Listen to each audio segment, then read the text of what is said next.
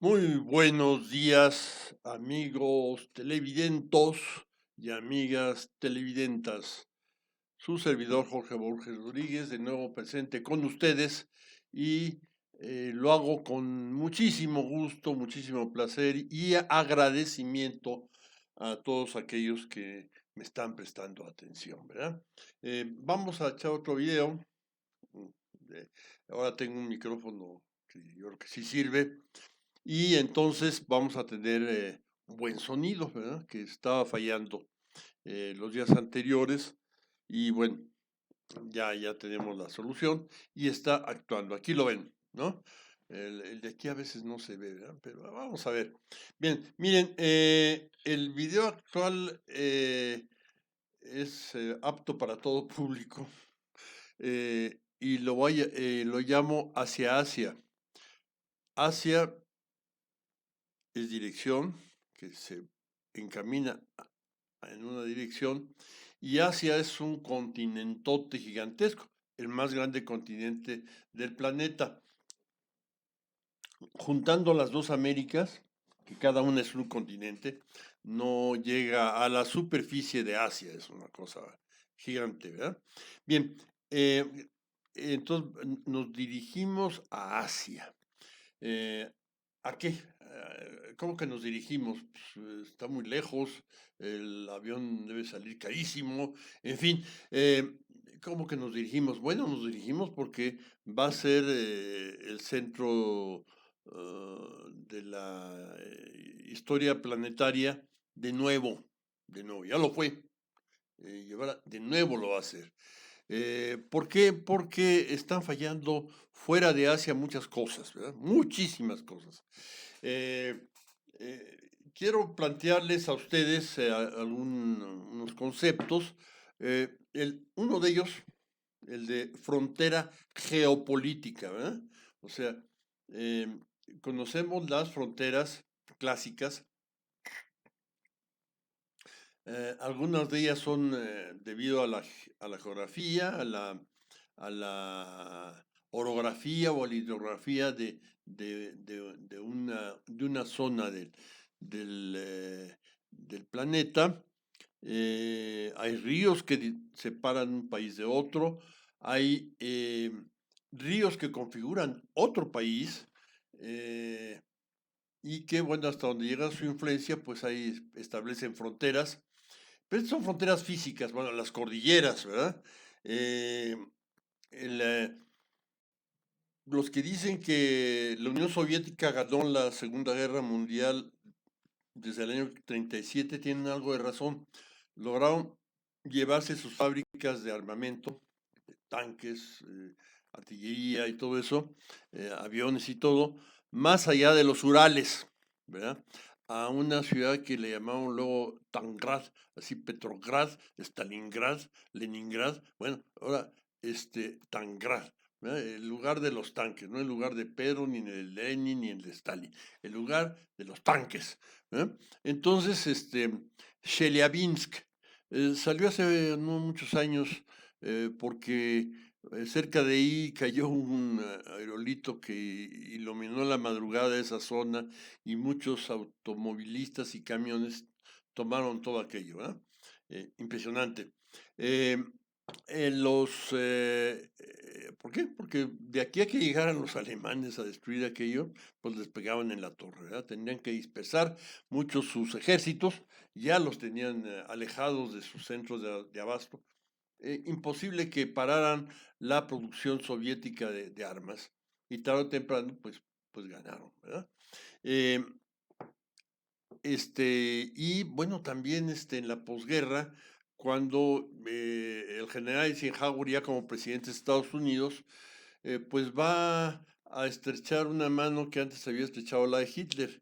¿A qué mano me refiero? A la de Francisco Franco, ¿verdad? ¿Por qué? Porque una medida estratégica para Estados Unidos era establecer bases aeronavales en España.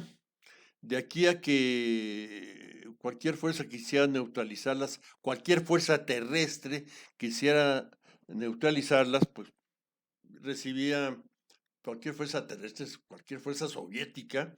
De ahí iban a despegar aviones B-52 y cosas por el estilo, ¿no? Entonces, en ese sentido fue una brillante jugada contra la Unión Soviética, ¿verdad? En la Guerra Fría. Ya Franco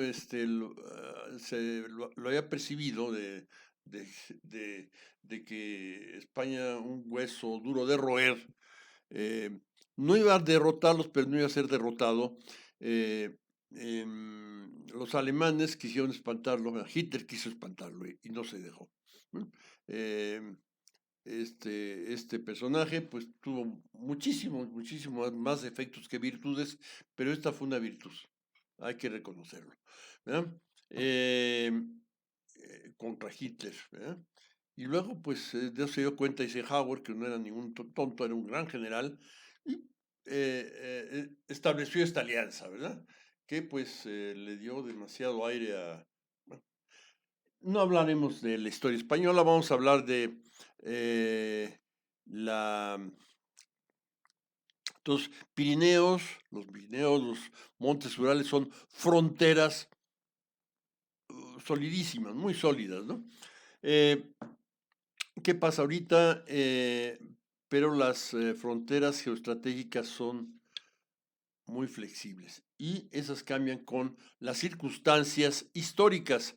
Bien, miren, ¿de qué estamos hablando? De la tragedia humanitaria que las hubo en otras épocas, ¿verdad? Pues en Indochina, en Argelia, en, en muchos lados, pero ahorita se tienen videos y cosas por el estilo en abundancia, y esto pues nos hace percibirlas mejor a esta generación, percibir mejor eh, el, el impasse en donde ha caído este problema de Ucrania y Rusia, que va a durar mucho tiempo, que espero que no se agrave.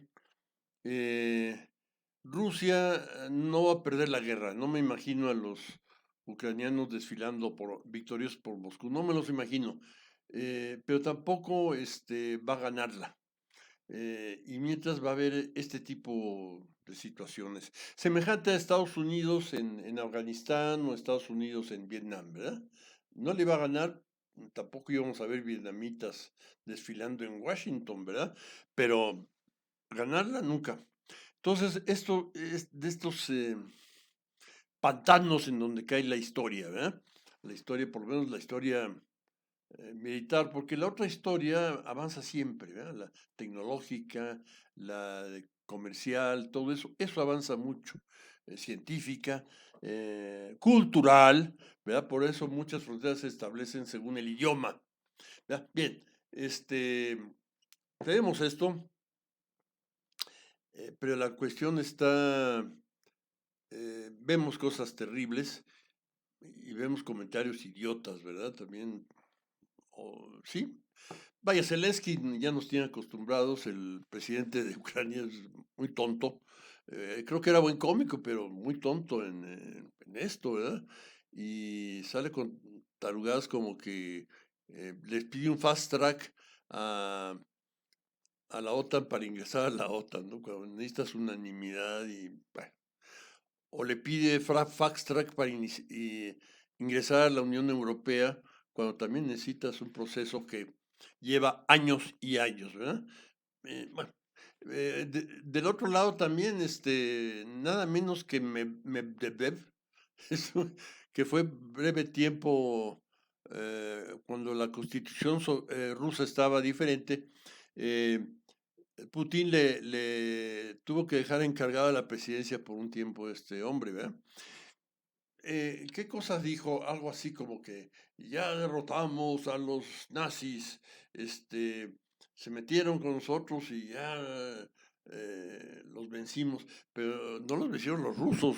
Bueno, los rusos eran mayoría en esas fuerzas, pero había muchísimos ucranianos participando en la derrota de Hitler. ¿Eh? Entonces es una tontería usar eso contra los ucranianos. Ellos fueron parte de la hazaña soviética que determinó eh, la, la situación, el final de la guerra, la derrota de Alemania, ¿verdad? Eh, Esas declaraciones tontas o esto ya fue de un periodista prorruso que decía en la Europa Occidental que decía que de las atrocidades que se están cometiendo por ambos ejércitos. No es cierto, no es cierto. Las atrocidades en general se cometen en el país invadido, no en el país invasor. ¿Qué atrocidades va a haber ahí en Moscú, en otros lugares de Rusia? No, los soldados que cometen atrocidades, cuando no se les controla, pueden cometer atrocidades contra la población civil, porque muchas veces esta población civil participa en una guerra popular de resistencia, como pasó en Vietnam, como pasó en Argelia, como pasó en México, como pasó en muchos lugares, ¿verdad? Bien, entonces, tonterías por todos lados. Dicen que la primera baja en una guerra es la confianza en las noticias, ¿verdad? Y aquí, bueno, la confianza en las opiniones y los opinadores, pues es muy baja, por lo menos de parte mía, ¿verdad? Bueno, pero el hecho que, bueno, estas fronteras, grandes fronteras geopolíticas, determinan la formación de bloques. Eh, yo siento geográficamente eh, la frontera entre Asia y Europa, pues son los Urales, ¿verdad? Montes Urales, eh, geográficamente hablando, pero geoestratégicamente hablando esto va a tener que cambiar y muy probablemente vaya a ser la línea formada por el río Vístula que asciende hacia el norte, eh, hacia el Báltico, y el río Dnieper que baja hacia el Mar Negro, ¿verdad? Eso los vikingos suecos, porque no todos los vikingos eran iguales, lograron cierta preponderancia al utilizarla comercialmente, ese par de ríos, ¿verdad? Para ir hacia Oriente, o por lo menos a Medio Oriente. Lo hicieron bien, lo hicieron bien. No es cierto que cargaban sus barcos, llegaban y había carretas de un río hacia el otro, eran muchos kilómetros, ¿no? Esa bobería, bueno, estuvo de moda un tiempo, no era cierto. Bien, probablemente ahora la frontera de Asia con Europa sea la línea Dnieper, Vístula-Dnieper o Dnieper-Vístula, ya no los Urales. Y esto pues va a configurar pues la formación de bloques geopolíticos y económicos muy, muy importantes, ¿verdad? Eh, ya Europa está en una decadencia como Unión Europea terrible, ¿verdad? No enfrentaron bien la crisis del 2008 de las hipotecas basura. em, Fueron cayendo en problemas financieros importantes, en quiebras financieras. em, España al comprar eh, la deuda de los bancos que estaban quebrando, pues salvó esos bancos y salvó a los bancos alemanes que habían cometido la misma estupidez de meter mucho dinero a las hipotecas basura, ¿verdad? Eh, pero bueno, pues los alemanes se salvaron y empezaron a decir las tonterías que se dicen en estas circunstancias, ¿no? Que el problema de Grecia, Portugal, incluso de España, Irlanda e Italia, era porque no son trabajadores. Este tipo de estupideces se oyen en muchas circunstancias. Ahorita durante 10 años lo estuvieron diciendo en Alemania, en Holanda, en otros países, ¿verdad? Que lo que pasa es que no trabajan, creo que trabajan más, ¿verdad? Bien, en fin, pero tampoco como espacio estratégico militar y el Atlántico del Norte ya no va a ser, porque porque ahí no vive nadie, ¿verdad? Pasa mucha riqueza de aquí para allá, pero no vive nadie y entonces ahí es un factor que eh, podrá llegar a ser importante, ¿verdad? Eh, el gran bloque va a ser Asia.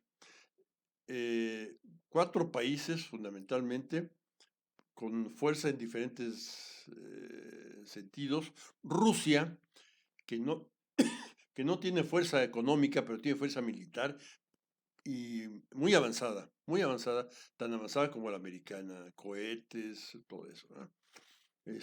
Submarinos, en sí. Eh, Otra potencia, China, que sí es a la vez militar y económica.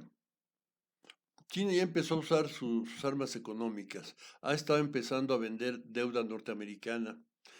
Eso quiere decir que los bonos norteamericanos van a ir descendiendo de valor poquito a poco y Estados Unidos va a entrar en crisis de quiebra financiera o algo por el estilo, ¿verdad?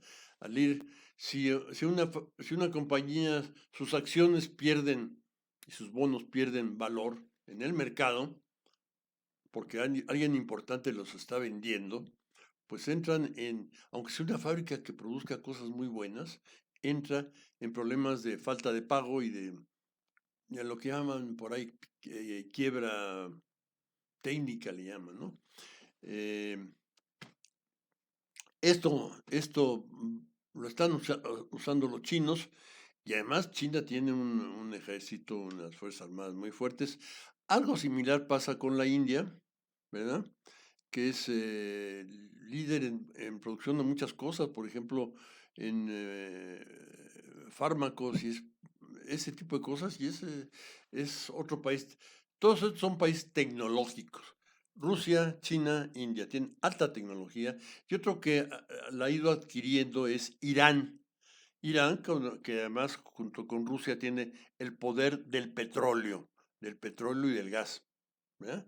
Que Rusia lo está manejando con Europa, ¿verdad? Ahorita Europa, si no lograron solidaridad, incrementar la solidaridad europea durante la crisis de las hipotecas basura, ahorita se viene el invierno, con la falta de gas va a haber problemas sumamente serios en Europa, en la rica Europa, en la glamurosa Europa. Va a haber problemas, en unos más, otros menos, ¿verdad?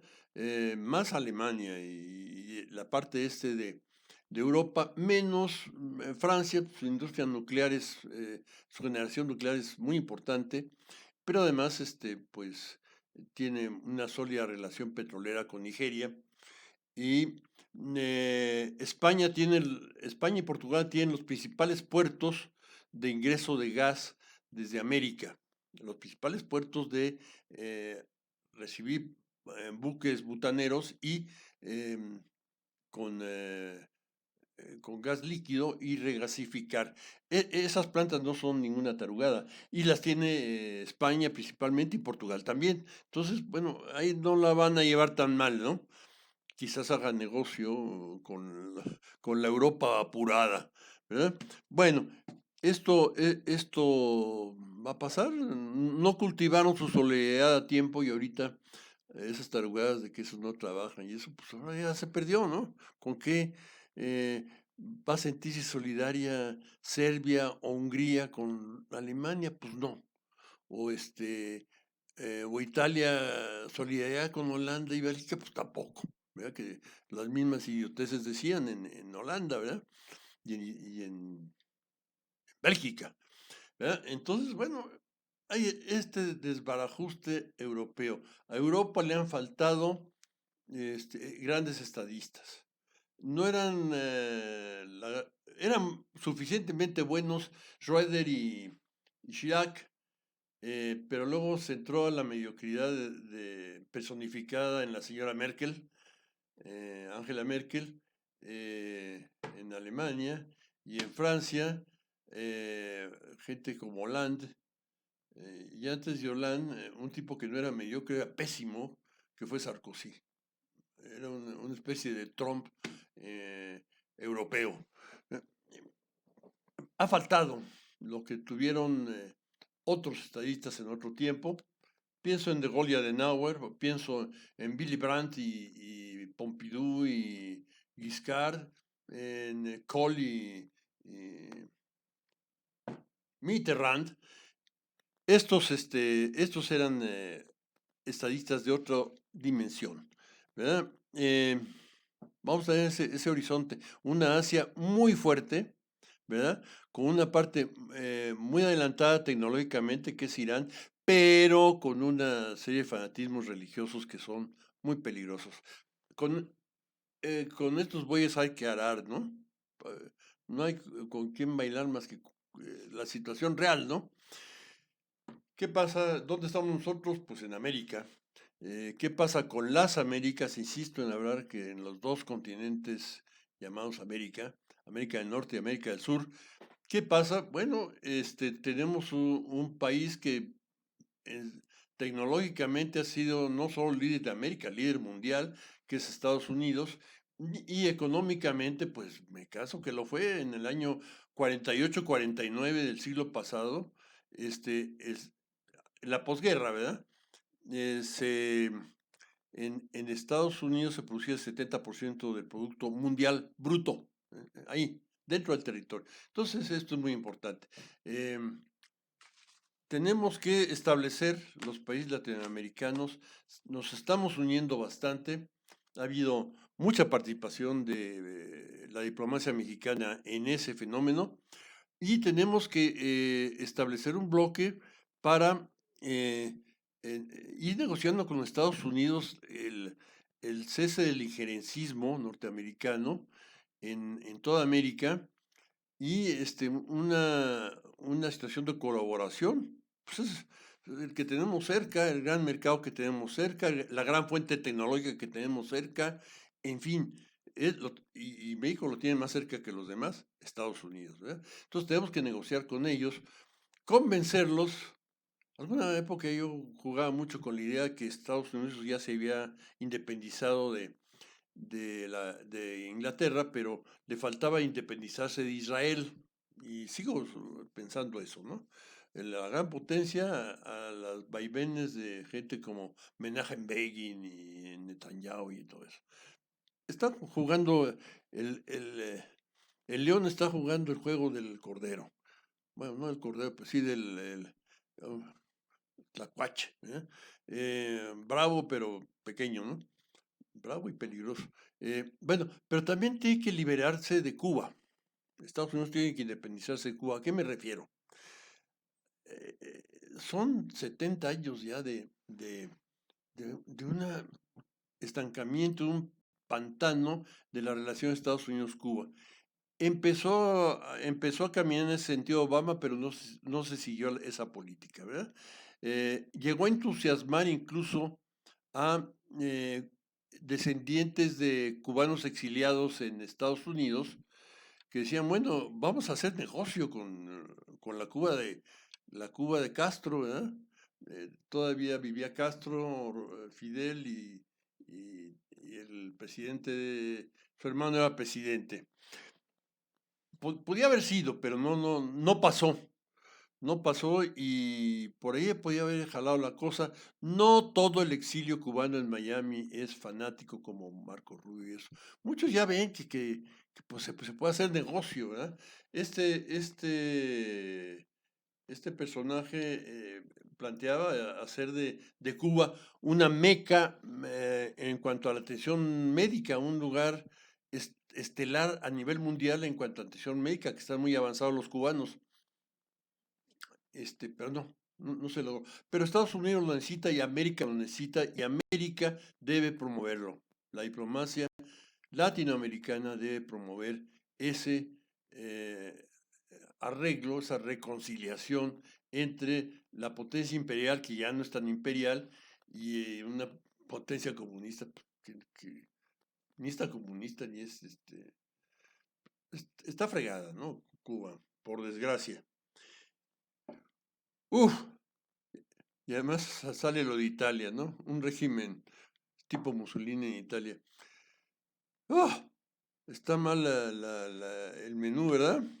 Pero bueno, seamos optimistas porque eso, si la cosa se pone en la patada, nos conviene estar saludable y el optimismo es saludable.